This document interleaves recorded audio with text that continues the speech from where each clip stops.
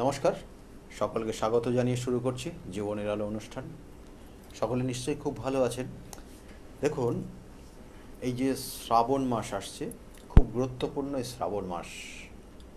শ্রাবণ মাসের আপনারা জানেন যে দেবাদিদেব মহাদেবকে তুষ্ট করার জন্য বহু মানুষ বিভিন্নভাবে, কিন্তু বিভিন্ন ক্রিয়ার মাধ্যমে, বিভিন্ন উপায়ে তাদের নিজের যে বাধা বিপত্তি সেগুলো কাটানোর চেষ্টা করেন। এই শ্রাবণ মাস এতটাই গুরুত্বপূর্ণ কারণ তিনি এই শ্রাবণ মাসেই নীলকণ্ঠ হয়েছিলেন, এবং এর সঙ্গে সঙ্গে আরও বিশেষ কিছু বিস্তারিত রয়েছে, যেটা হচ্ছে এই শ্রাবণ মাসেই কিন্তু শিবের সব থেকে প্রিয় মাস।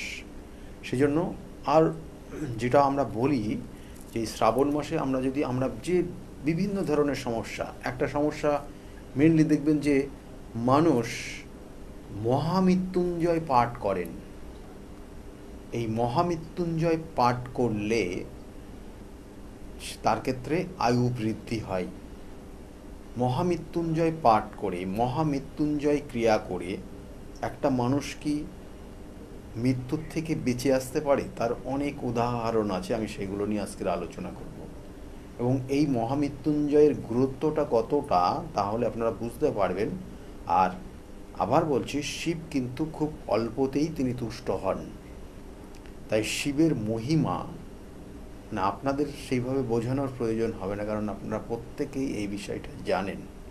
সেই জন্য দেখবেন যে সংসার জীবনে প্রত্যেকের বাড়িতেই কিন্তু শিবের, অর্থাৎ তিনি তার বাড়িতে শিব প্রতিষ্ঠা বলুন বা শিবলিঙ্গ রেখে সেখানে পুজো করেন।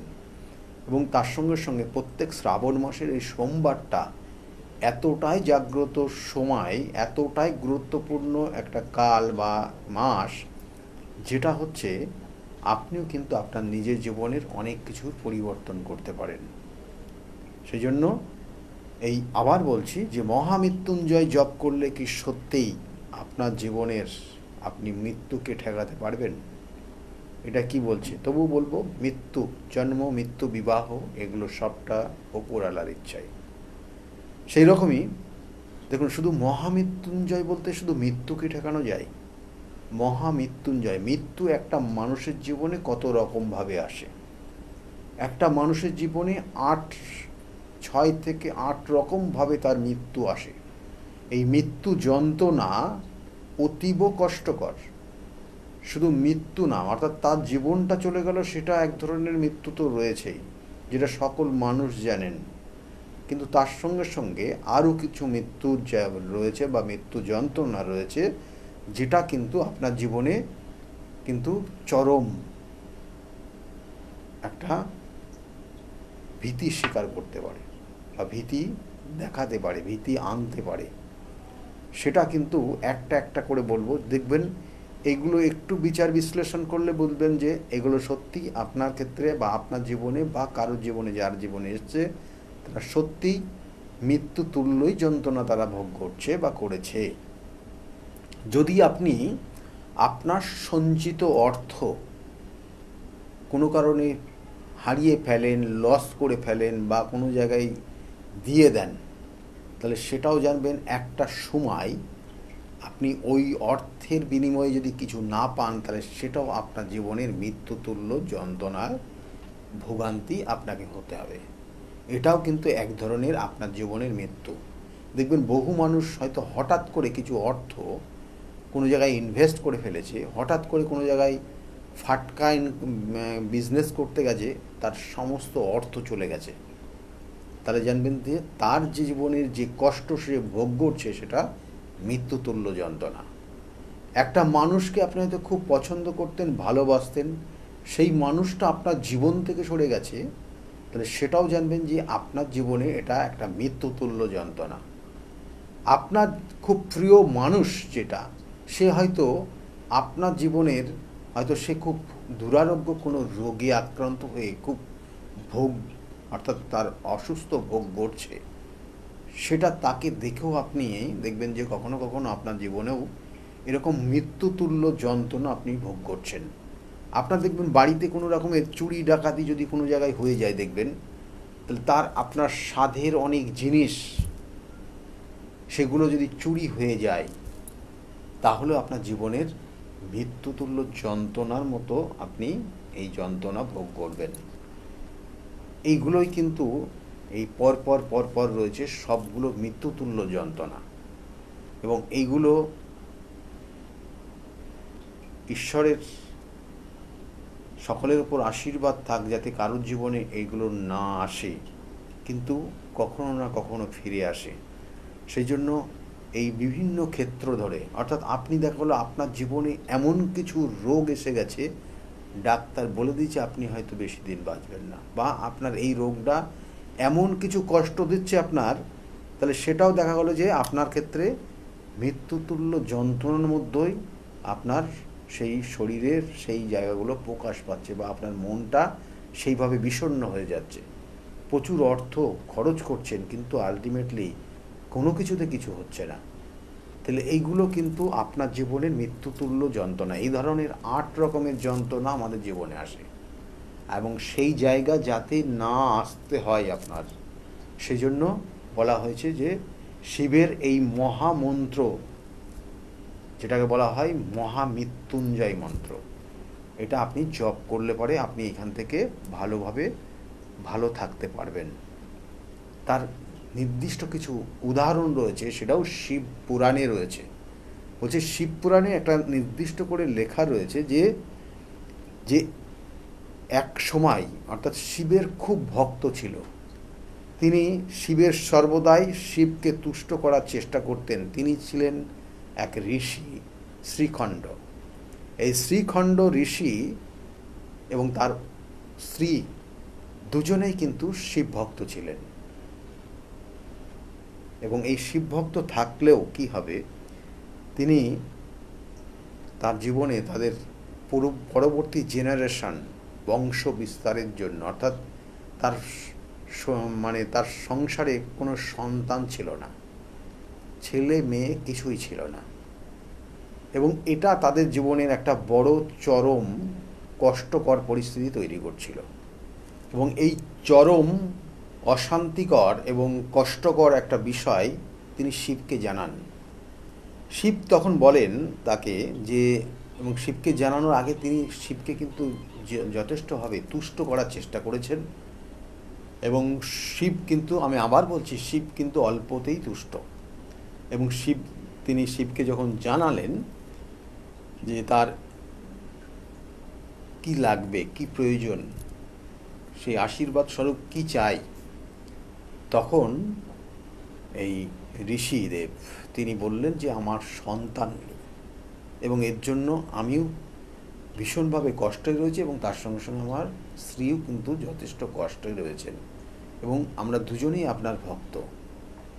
তখন শিব বললেন, তাকে আশীর্বাদ দিলেন, বললেন হ্যাঁ আপনাদের সন্তান আসবে, মানে তোমাদের সন্তান আসবে, পুত্র সন্তান হবে, কিন্তু তুমি যদি তার দীর্ঘায়ু কামনা করো, তাহলে তার ক্ষেত্রে কিন্তু তার বুদ্ধি থাকবে না, বুদ্ধি সেই রকম হবে না, এবং সেক্ষেত্রে তার মানে অনেক কিছু,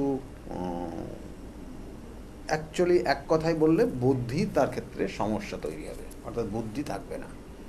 তুমি তার দীর্ঘায়ু হবে, তুমি সেটাও চেতে পারো, আর না হলে তার আয়ু 12 বছর হবে, কিন্তু সে ছেলে হবে, এবং সেই ছেলে ভীষণ ব্রিলিয়ান্ট হবে, অর্থাৎ সে খুব বুদ্ধিমত্ত হবে, তার যথেষ্ট বুদ্ধি থাকবে। তুমি কি চাও, তোমরা কি চাও সেটা আমাকে বলো। তখন তিনি ঋষিদেব তিনি বলেছিলেন যে আমার 12 বছরের সন্তান চাই, এবং সে যথেষ্ট বুদ্ধিমান হোক। দিয়ে তখন তো যেটা তথাস্তু বলে শিব সেখান থেকে সরে গেছেন। তারপরে তার স্ত্রীর সন্তান এসছে, এবং সন্তান একটা নির্দিষ্ট সময় ভূমিষ্ঠ হয়েছেন, এবং তারপরে কিন্তু সে সন্তান খুব ছটফটে এবং খুব ভালো, এবং খুব কম বয়স থেকে সে নিজেকে পরিপূর্ণতার প্রকাশ করিয়েছেন, এবং ধীরে ধীরে ধীরে ধীরে তার মধ্যে জ্ঞান, তার মধ্যে সমস্ত বিষয়, এবং তিনিও কিন্তু একসময় সেও কিন্তু একসময় শিবের প্রতি ভীষণভাবে আস্থা, ভক্তি, শ্রদ্ধা তৈরি করেছে। এবং সঙ্গে যেহেতু ঋষিদেব তিনিও এইটা পছন্দ করতেন এবং সেই অনুযায়ী তাকেও সেইভাবে তৈরি করা হয়েছে। এবং তারা কিন্তু জানেন, বাবা মা দুজনেই জানেন যে তার সন্তানের আয়ু কিন্তু বেশি দিন না, 12 বছর। এই 12 বছর সন্তানের আয়ু। এবং এটা যখন তার মা অর্থাৎ এই ঋষিদেবের স্ত্রী যখন মনে মনে ভাবেন, তখন তিনি কিন্তু যথেষ্ট কষ্ট পান, দুঃখ পান, এবং তবুও শিবকে ডেকে যাচ্ছেন, শিবের স্মরণ করে যাচ্ছেন, শিবের শরণাপন্ন হচ্ছেন। এবং শিবের বিভিন্ন মন্ত্র রয়েছে তার জন্য, যে আমি সম্পূর্ণভাবে তোমার ওপর ডিপেন্ড, তুমি আমার এখান থেকে উদ্ধার করো। এই মন্ত্র, বিভিন্ন মন্ত্র রয়েছে, সেই মন্ত্র জপ করে কিন্তু শিবকে আরাধনা করছেন। এবং এই মতো অবস্থায় সেই তার সন্তানের নাম ছিল মার্কেন্ডেয়। এবং সেই মার্কেন্ডেয় এতটা ব্রিলিয়ান্ট, সে কিন্তু এই মহামৃত্যুঞ্জয় যে মন্ত্র আপনারা জপ করেন বা আমরা জপ করি, সেটা তিনিই লিখেছিলেন। এই মহামৃত্যুঞ্জয় মন্ত্র তিনি লিখেছিলেন, এই মার্কেন্ডেয়। এবং তিনিও এই মন্ত্র জপ করে শিবের কিন্তু অর্থাৎ শিবের তপস্যা শুরু করেছিলেন। এবং তিনি শিবের তপস্যা শুরু করেছিলেন, এবং সেটা হচ্ছে মহাকালের গিয়ে, অর্থাৎ মহাকালের সামনে তিনি পুজো করতে বসছেন এবং শিবের তপস্যা করছিলেন। এবং সেই তপস্যা করতে করতে করতে করতে যখন তার 12 বছর বয়স আসে, তখন কি হয় না, যমরাজ তিনি যমদূতকে পাঠান তার কাছ থেকে তাকে নিয়ে যাওয়ার জন্য যমালয়ে। কিন্তু তিনি সে দেখেন, অর্থাৎ সেই যমদূত এসে দেখেন যে তিনি কি করছেন না, মহাকালের পুজো করছেন এবং সে সম্পূর্ণ ধ্যানে মগ্ন। সেই ধ্যান ভাঙানোর ক্ষমতা এবং যে মন্ত্র উচ্চারণ করছেন, সেই মহামৃত্যুঞ্জয় মন্ত্র, সেখানে তারা দাঁড়াতেই পারেনি। তারা সেখান থেকে ভয়ে পালিয়ে গিয়ে যমরাজের কাছে গিয়ে আবার বলে যে আমরা আপনার আজ্ঞা অনুযায়ী সেই সন্তান, সেই বালককে আমরা নিয়ে আসতে গেছিলাম, কিন্তু তাকে নিয়ে আসতে পারিনি।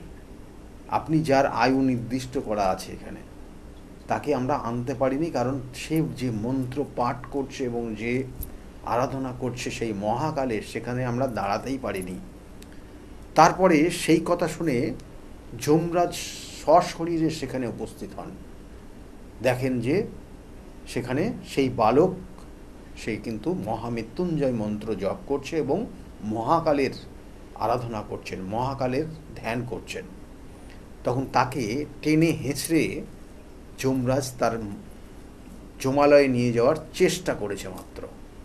এবং সঙ্গে সঙ্গে এই বালক অর্থাৎ এই মার্কেন্ডেয় সে কী করেছে না, শিবলিঙ্গকে জড়িয়ে ধরে সেই মহামৃত্যুঞ্জয় যে জপ, সেটা আরও সম্পূর্ণ করার চেষ্টা করেছে, অর্থাৎ সেটা অনেকভাবে করে গেছে। এবং সে তার সেই ধ্যান থেকে সে বেরোতে পারছে না, সেই জায়গায় সেই শিবকে ধরেই, শিবলিঙ্গকে ধরে সে সেই মন্ত্র জপ করে যাচ্ছে।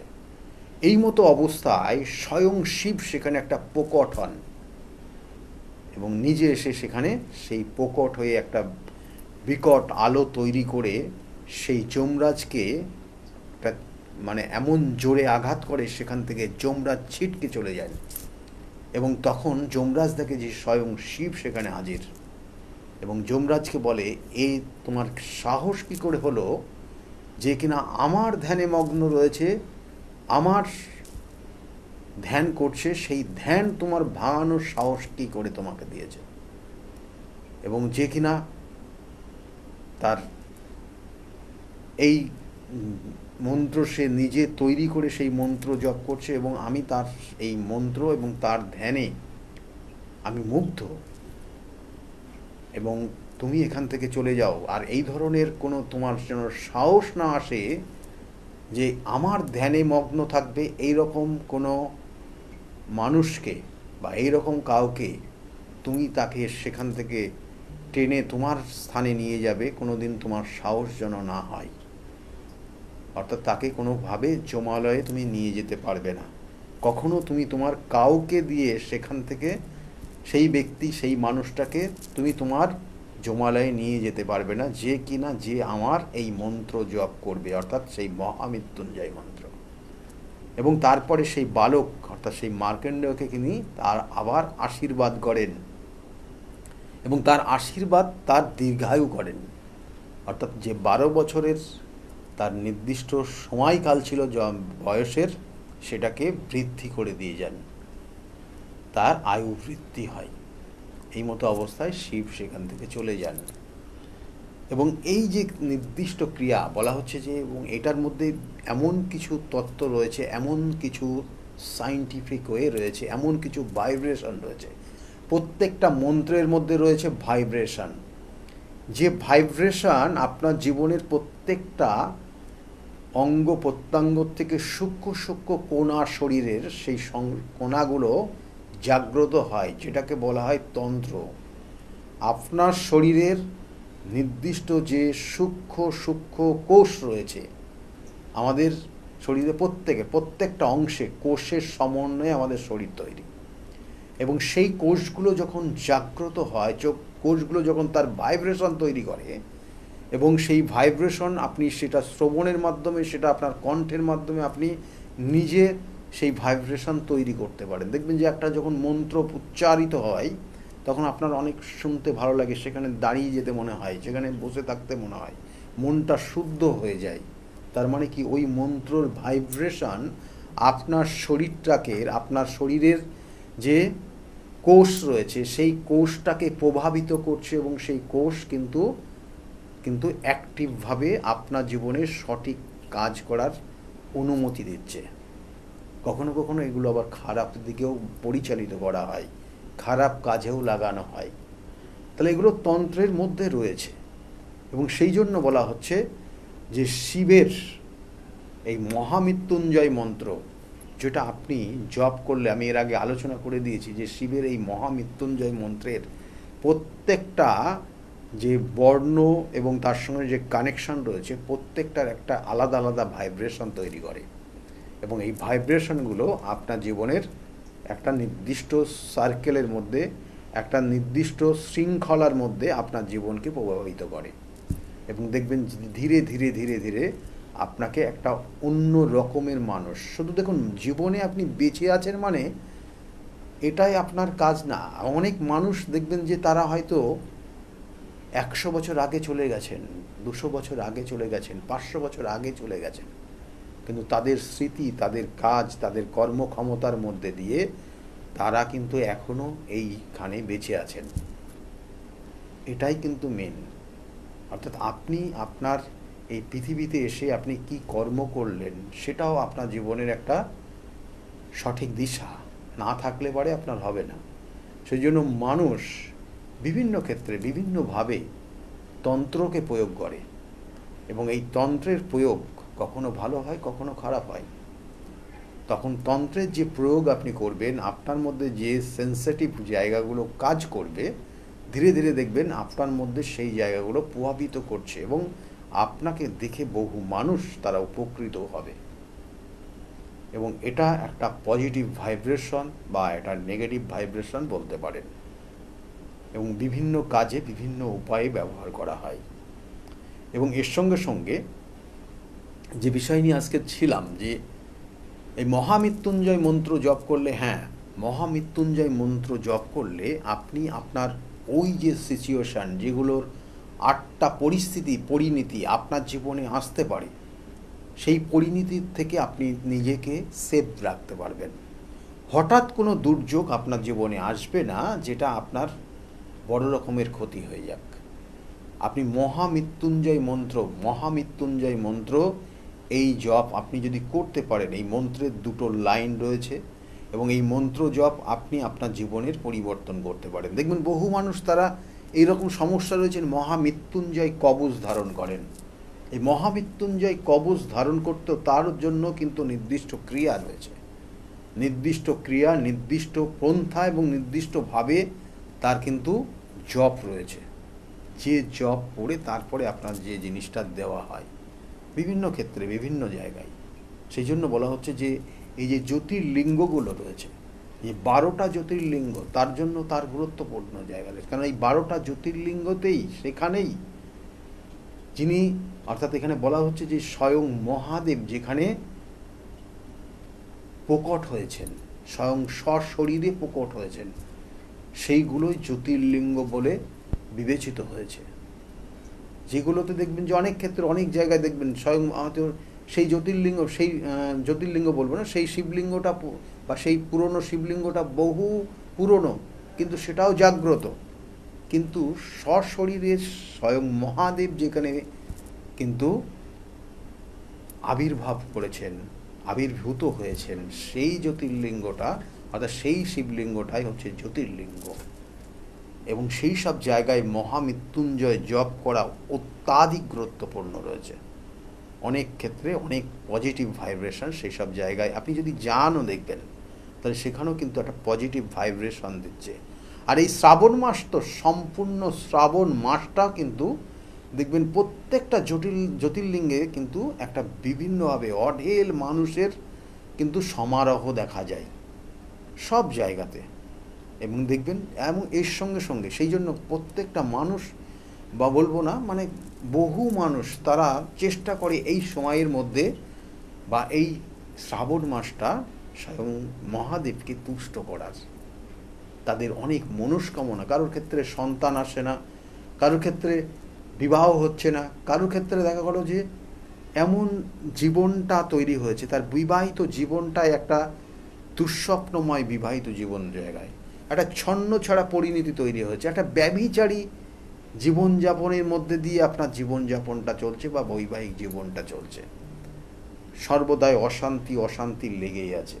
এবং এর মাধ্যমে আপনি এইভাবেই চলছেন, তাতে দেখা গেলো যে একটা সমস্যা আপনার জীবনে এসেই যাচ্ছে। এবং এই সময় এই শ্রাবণ মাস শিবের উপাসনা করুন। শিবের বিভিন্ন ধরনের ক্রিয়া রয়েছে, যে ক্রিয়াগুলো করলে আপনি জীবনের সুপ্রতিষ্ঠিত হতে পারবেন এবং আপনার জীবনের সমস্যাগুলো আপনি দেখবেন ধীরে ধীরে নিজের থেকেই মুকুব, অর্থাৎ নিজের থেকে দেখবেন আপনি বেরিয়ে আসতে পারছেন, ভালো থাকতে পারছেন। আর কারণ কিছু কিছু প্রতিবিধান হয়, আপনি আপনার জীবনের যে সমস্যা রয়েছে কেন হয় তার নির্দিষ্ট বিচার রয়েছে। আপনার জন্মছক বা আপনার হাতের রেখা, আপনার পরিণতি, বিভিন্ন পন্থা রয়েছে বিচারের, যেগুলো করলে পরে আপনার বলে দেওয়া যায় আপনি কেন কোন জায়গার থেকে এই সমস্যা হচ্ছে। কারোর ক্ষেত্রে হয়তো শত্রুর দ্বারা সমস্যা হচ্ছে, কারোর ক্ষেত্রে আপনার জন্মছকেই দেখা গেলো কোনো রকমের সমস্যা রয়েছে, সেক্ষেত্রে হয়তো সন্তান আসার জায়গার বাধা রয়েছে, বা কারোর ক্ষেত্রে দেখা গেলো শত্রুতার কারণে সন্তান বাধা তৈরি করে রেখেছে, শত্রুতার কারণে হয়তো বিবাহিত জীবনের সমস্যা তৈরি করেছে, শত্রুতার কারণে হয়তো বিবাহের বাধা তৈরি করেছে, শত্রুতার কারণে হয়তো আপনার জীবনের আপনার যে কর্মটা পাওয়া উচিত কর্মটা হচ্ছে না, শত্রুতার কারণে আপনার জীবনের প্রমোশনটা আটকে গেছে। তাহলে এইগুলোও রয়েছে, কিন্তু সবটাই কিন্তু এই শ্রাবণ মাস অতীব গুরুত্বপূর্ণ মাস, যেটা হচ্ছে স্বয়ং দেবাদিদেব মহাদেবকে তুষ্ট করা, শিবকে তুষ্ট করার একটা সঠিক মাস। সেটা বিভিন্ন ক্রিয়ার মাধ্যমে সেই তুষ্ট আপনি করতে পারেন এবং এই সময়ের প্রতিবিধান এবং সঠিক গাইডলাইন আপনার জীবনকে একটা নির্দিষ্ট জায়গায় নিয়ে যেতে পারে এই শ্রাবণ মাসে। সেজন্য এই শ্রাবণ মাসটা আপনি অবশ্যই সঠিকভাবে চলুন। আর প্রতিবিধান আমি আবার বলছি, বিগত দিনে বহু মানুষ তাদের প্রতিবিধান দিয়ে আজকের জায়গায় ভালো রয়েছে। দেখুন, যে সকল মানুষ তারা বিগত দিনের প্রতিবিধান নিয়েছিলেন তারা আজকের জায়গায় কতটা ভালো রয়েছে, আর কত খারাপ সময়ের মধ্যে তিনারা এসেছিলেন তাদের মুখ থেকে শুনতে থাকুন। সকলে খুব ভালো থাকবেন। আগামী দিনগুলো প্রত্যেকের যাতে শুভ হোক এই শুভকামনা রইল। নমস্কার। ডক্টর গৌতম শাস্ত্রী আর পাঁচজন অ্যাস্ট্রোলজারের থেকে কেন তিনি আলাদা? স্বাভাবিকভাবে আপনাদের মনে এই প্রশ্ন আসতেই পারে। দূর দূরান্ত থেকে নানান সমস্যায় জর্জরিত মানুষ ছুটে আসেন তার কাছে। গ্রহদোষ হোক কিংবা কাল সর্পদোষ, অথবা ধরুন মাঙ্গলিক দোষ কিংবা অন্য যে কোনো সমস্যা, তারা জানেন সব সমস্যা স্থায়ী সমাধানে এক এবং অদ্বিতীয় ডক্টর গৌতম শাস্ত্রী। চলুন আজ আপনাদের সাথে পরিচয় করিয়ে দিই এমন কিছু মানুষের এবং শুনে নিই তাদের কথা। আমার বাবা 2021 সালে প্রথমবার স্যারের কাছে আসেন, আর মানে বাবার ব্যাপারে যে প্রেডিকশনগুলো করা হয়, মানে প্রত্যেকটা প্রেডিকশন প্রচণ্ড অ্যাকিউরেট ছিল। তারপরে তো বাবার বিভিন্ন কাজে মানে স্যার হেল্প করেছেন, যেগুলোতে রেমিডি দিয়ে প্রত্যেকটা কাজই তারপর মানে খুব আমরা ফলও পেয়েছিলাম। তারপর মা আমায় নিয়ে আসে। আমার ব্যাপারেও স্যার যে প্রত্যেকটা প্রেডিকশন করে প্রত্যেকটাই এতটাই অ্যাকিউরেট ছিল, মানে অনেকটা অবাক করার মতোই অ্যাকিউরেট ছিল। আর মানে মনে হয়েছিল আরও আগে আসলেই ভালো হতো, আরও অনেক কিছু বেটার হতে পারতো। কিন্তু তারপরে যখন রেমিডি নেওয়ার পরে আর প্রচণ্ড অনেক রকম ফল পেয়েছি আমি, আমার মা, আমার বাড়িরও সবাই এসেছে, মানে সবাই অনেক ভালো ফল পেয়েছি। আর মানে স্যার শুধুমাত্র ফলের দিক থেকেই না, এখানে এসে পুজো দিয়ে স্যারের ব্যবহারও খুব ভালো। আর মানে প্রত্যেকটা জিনিসের ক্ষেত্রে তিনি মানে খুব অ্যাটেন্টিভ, খুব ভালোভাবে শোনেন, প্রত্যেকটা জিনিসের সেভাবেই সলিউশন দেয়। তো আমি এসে তো খুব ভালো ফল পেয়েছি। আপনারা যদি দেখে থাকেন, আসবেন, মানে অবশ্যই ফল পাবেন। অনুপ চন্দ্র, আমি ডক্টর গৌতম শাস্ত্রী স্যারের সাথে বিগত 6 বছর ধরে মানে যোগাযোগে আছি। আমি যখন কলেজে স্টুডেন্ট ছিলাম তখন থেকে স্যারের কাছে কনসালটেশন নিই। পড়াশোনাতে ওনার গাইডেন্সের মাধ্যমে আমি বিটেক কমপ্লিট করি, তারপরে আরও কিছু পড়াশুনো করছি এখন। সাথে সাথে কেরিয়ারে ওনার প্রচুর গাইডেন্স পেয়েছি। ওনার গাইডেন্সের মতো আমি এখন একসাথে 3খানা ব্যবসা প্যারালালি রান করছি। 3টেই কিন্তু ইন্ডিয়ার বাইরে, নট অনলি ইন ইন্ডিয়া, 3টে ইন্ডিয়ার বাইরে। এখন একটা ছোট অ্যাচিভ করেছি। রিসেন্টলি আমি একটা গাড়ি কিনেছি, যেটা Volkswagen কোম্পানি, 25 lakhs অ্যান্ড অ্যাবভের। পরবর্তীকালে বেশ কয়েকটা গোল আছে। স্যারের গাইডেন্সের মাধ্যমে সেই গোলসের ওপরে আমি টাইম টু টাইম কাজ করছি। ওনার কনসালটেন্সিটা এতটাই ভালো কি আপনাকে উনি মান্থ টু মান্থ বলতে পারেন কি কোন সময়ে আপনি কিভাবে রিঅ্যাক্ট করবেন, কিভাবে এক্সিকিউট করবেন নিজের কাজ। যদি আপনি সেই কাজগুলো সেই ওনার কথা অনুযায়ী আপনি যদি এক্সিকিউট করেন, ডেফিনেটলি আপনার গোলটাও টাইম মতো কমপ্লিট হবে। আর আমি সবাইকে এটাই বলবো, যদি আপনারা বিশ্বাস করে আসেন তবেই কিন্তু হবে। যদি বিশ্বাস না থাকে তাহলে কিন্তু কোনো কিছু হবে না। আপনাকে সেই বিশ্বাসটা রাখতে হবে। স্যারের কাছে আমি 2019 সাল থেকে আসছি। তো আমি স্যারের কাছে এসে আমি স্যারের যা প্রেডিকশন ছিল সবগুলোই মিলে গেছে এবং হুবহু আমার কিছু না বলার আগে উনি সবকিছু বলে দিয়েছিলেন। তাই জন্য আমি ফল পেয়েছি বলে আমি ওনার কাছে এত দূর কাঁচরাপাড়াতে এসেছি। দাদার কাছে এসে আমি আমার নিজের সংসারের যা দায়িত্ব ছিল, অসুবিধা ছিল, সেই সবগুলোও আমি পেয়েছি। কি কাজকর্ম ছিল না, সেই সব কাজকর্মগুলোও আমি নিজেতে পেয়েছি, সব কিছু পেয়েছি। যেখান থেকে যা আমি ঋণ করেছিলাম সেগুলোও আমি আজ শোধ করতে পেরেছি। নিজেকে অনেক সংসার থেকে আমি মুক্ত হতে পেরেছি সব কিছু করে। অনেক সমস্যা উনি সমাধান করে দিয়েছে। আমার এক নাতনি, আমার এই 5টা না। আপনার নাম কি? আমার নাম পলি দাস। আপনি কবে থেকে আসছেন? আমি 4 বছর হয়ে গেল এখানে আসছি। আচ্ছা, আপনি যে এতদিন ধরে আসছেন, আপনি কোনো কাজ পেয়েছেন? অবশ্যই। হ্যাঁ, আমার মেয়েকে আমি পড়াশোনার ব্যাপারে, ওর যাতে পড়াশোনায় মন আসে এইসব ব্যাপারের জন্য এসেছিলাম। আস্তে আস্তে দেখলাম আমার মেয়ের অনেক ইমপ্রুভ হচ্ছে। তারপর আমি সবাইকে, আমার আশেপাশে বন্ধু বান্ধব, আত্মীয় স্বজন যে আছে সবাইকেই বললাম যে দেখো আমার মেয়ে অনেক চেঞ্জ হচ্ছে। মানে ও খুব দুষ্টু ছিল, পড়ায় মন বসতো না, সেগুলো হয়েছে।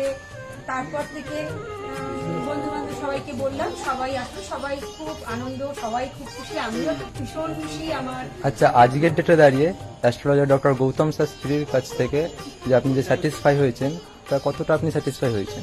হ্যাঁ, আমি তো মানে সত্যিকারেরই মন থেকে বলছি, মানে পুরোটাই আমি আমার মানে যতটা আমি চেয়েছিলাম, বেশি তো মানে কম বললে ভুল হবে, বেশি হয়েছে। বরং আমার আনন্দের জায়গাটা এতটাই বেশি হয়েছে। তার মানে আপনি পুরোপুরি স্যাটিসফাই, তাই তো? আমার নাম রাকেশ। অনেক দূর দূর থেকে মানুষজন আসছে, কাজ হচ্ছে বলে সবাই তো আসছে, আমিও এসছি, আবারও আসবো। নমস্কার, আমি জয়িতা গুহু। আমি গত এপ্রিল মাস থেকে খুব সমস্যায় পড়েছিলাম, আর্থিক দিক থেকে খুব ভেঙে পড়েছিলাম। তো সেই সমস্যায় জর্জরিত হয়ে বুঝতে পারছিলাম না কি করব। তো হঠাৎ একদিন টিভিতে প্রোগ্রাম দেখি ডক্টর গৌতম শাস্ত্রী। ওনার কথাবার্তা, ওনার যে উপাচারগুলো রয়েছে, যেগুলো উনি বলেন, প্রতিকার, সেগুলো শুনে আমার খুব ভালো লেগেছিল। তো ওনার সাথে এসে দেখা করি, আমার সমস্ত কথাবার্তা ওনার সাথে শেয়ার করি, প্রবলেমগুলো। তারপর উনি আমাকে দেখে আমাকে কিছু বলেন আমার ব্যাপারে, তো সেগুলো একদম হুবহু মিলে যায়। তো তারপরে উনি আমাকে রেমেডি সাজেস্ট করেন, তো আমি সেই রেমেডিটা নিই, আমি ধারণ করেছি। তো ধারণ করার পর আমি আস্তে আস্তে নিজের মধ্যে একটা চেঞ্জ দেখতে থাকি। তো এবং আমি গত আগস্টের 27 তারিখে একটা জব পেয়েছি, যেটা আমার মনের মতো। এখানে আমার ডেজিগনেশন, আমার স্যালারি, আমার মনের মতো লোকেশন আমি এখানে পেয়েছি, মানে এটাতে আমি বিশেষভাবে আপ্লুত। তো সের জন্য অসংখ্য ধন্যবাদ ডক্টর গৌতম শাস্ত্রীকে। নমস্কার, আমি মেলিনা থমাস। আমি গত 1 মাস আগে থেকে ডিপ্রেশনে ভুগছিলাম এবং আমার অনেক রকম সমস্যা দেখা দিচ্ছিল। আমি আমার মায়ের থ্রু থেকে জানতে পারি ডক্টর গৌতম শাস্ত্রীর কথা, এবং আমি সেখানে আমার প্রবলেমগুলো নিয়ে আসি এবং তার কথা মতো আমি প্রতিকারগুলো করি এবং সেই কথা মতো আমি চলতে থাকি। এখন আমার কাছে অনেক জবের অপরচুনিটিস আসছে এবং আমার আগের যে সমস্যাগুলো ছিল সেগুলোও গেছে। আমি সিলেকশন করছি কোন জবটা করব এবং যে কোনো একটা জব আমি সিলেক্ট করব। এবং আগেও আমি ডক্টর গৌতম শাস্ত্রীকে অনেক ধন্যবাদ জানাচ্ছি এই আমাকে এত কিছু করে দেওয়ার জন্য। এবং আপনারা চাইলে আপনারাও আসতে পারেন নিজেদের অসুবিধা নিয়ে এবং তার কাছে এসে সমস্যাগুলো সমাধান করতে পারেন। আপনারা যদি তার কথা মতো চলেন, আপনারাও আমার মতো ভালো ফল পেতে পারেন। অ্যাস্ট্রোলজার ডক্টর গৌতম শাস্ত্রীর চেম্বারে আপনি কতদিন আসছেন? আমি প্রায় 2.5-3 বছর ধরেই এখানে মানে রেগুলারলি আসছি। মোটামুটি আমার যখনই অসুবিধা হচ্ছে আমি তখন চলে আসছি। আপনি কোন চেম্বারে দেখিয়েছেন? আমি এখানকার কাছাপাড়া চেম্বারে। কাছাড়া চেম্বারে দেখিয়েছেন, মানে আপনি যে সমস্যাটা নিয়ে এসেছেন ওটা কি আপনার কিওর হয়েছে? হ্যাঁ, আমি প্রথমে যে সমস্যাটা, পড়াশোনার সমস্যা নিয়ে প্রবলেমে পড়ে ওনার কাছে এসেছিলাম, তা মোটামুটি আমার যত দিন যাচ্ছে ইমপ্রুভ হচ্ছে আস্তে আস্তে। না, আপনার কাজ হয়ে মধ্যে এসেছেন? আমি হালিশহর থেকে এসেছি।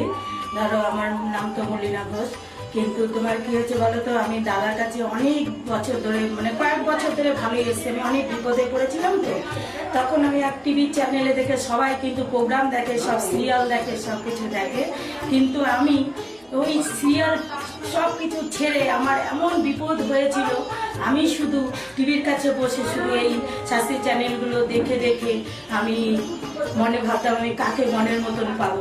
পেলাম যে সবাই এত চ্যানেলে, কিন্তু আমি সবাইকে দেখেছি, আমার দাদাকেই আমার খুব পছন্দ হলো। আমি খোঁজ করতে করতে করতে করতে আমি এমন বিপদ যে আমি এই বিপদে কি করে উঠবো, তখন ওই দাদার কাছে আসলাম। খোঁজ পেয়ে চিকিৎসা করতে করতে তখন দাদার কাছে এসে আমার অনেক বড় বিপদ ছিল, আমার ছেলে স্বামী সব নিয়ে আমার বাড়ির খুব অবস্থা খারাপ ছিল। আজকে ওনার কাছে এসে আমি অনেক উপকার পেয়েছি।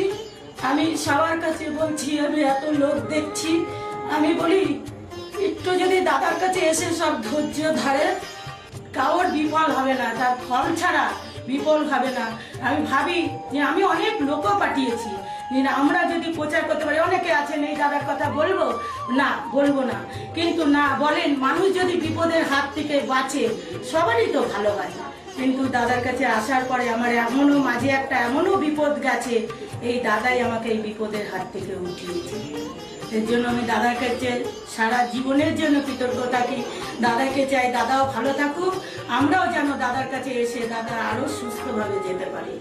শুনলেন তো, এনাদের প্রত্যেকের আশা, ভরসা এবং বিশ্বাসের একটাই নাম, ডক্টর গৌতম শাস্ত্রী,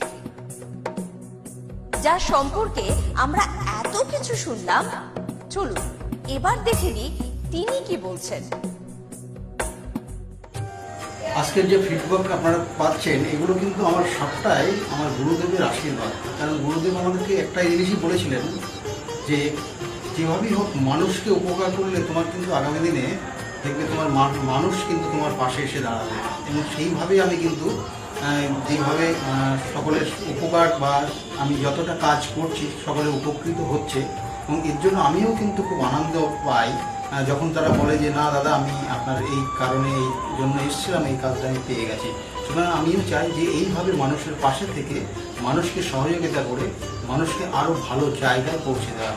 যাদের খুব দুঃখের মধ্যে কষ্টের মধ্যে আছে তাদেরকে কিছুটা গাইড করে তারা যদি আরও ভালো জায়গায় যেতে পারি এবং ভালো জায়গায় তাদেরকে যদি নিয়ে যেতে পারি, এটাই হচ্ছে আমার মেন উদ্দেশ্য।